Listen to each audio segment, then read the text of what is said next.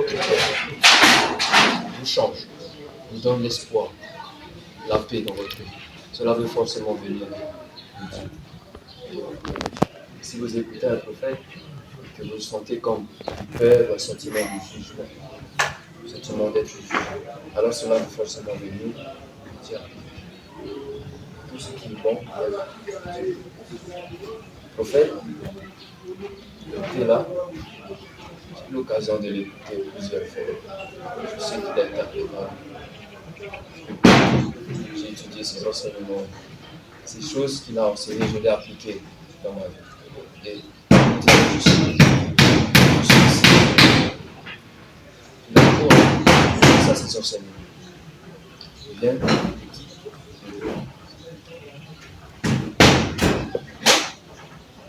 voici comment vous pouvez comprendre.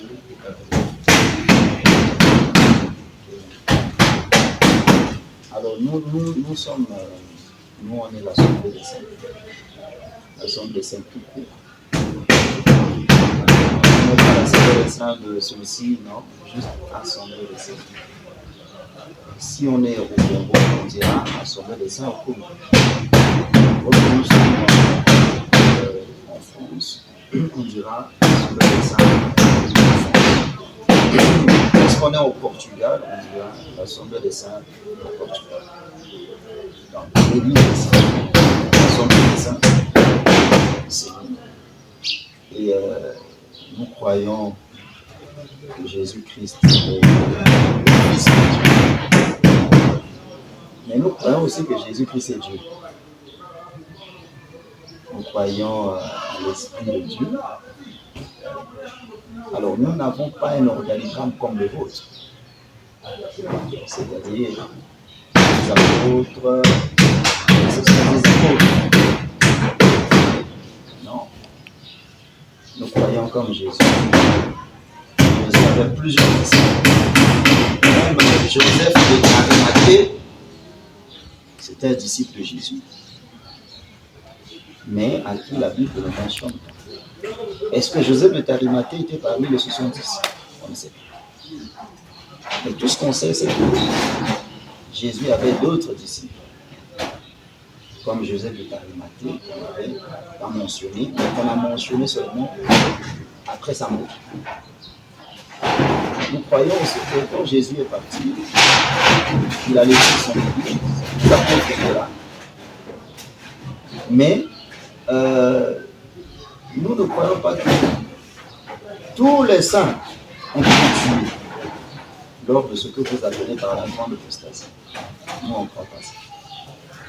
Nous, on croit que on peut tuer ceux qui ne connaissent pas Dieu, mais Dieu garde toujours un petit nombre. Quand vous lisez par exemple les différentes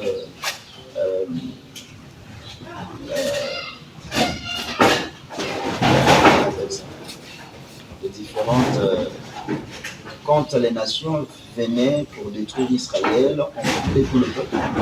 Mais il restait toujours un petit nombre. On n'emmenait pas tout le monde à la déportation. Non. L'Écriture dit qu'il restait toujours un peuple. Donc, c'est comme j'ai donné l'Écriture. Les hommes peuvent voir que non, tout le monde abandonne la foi.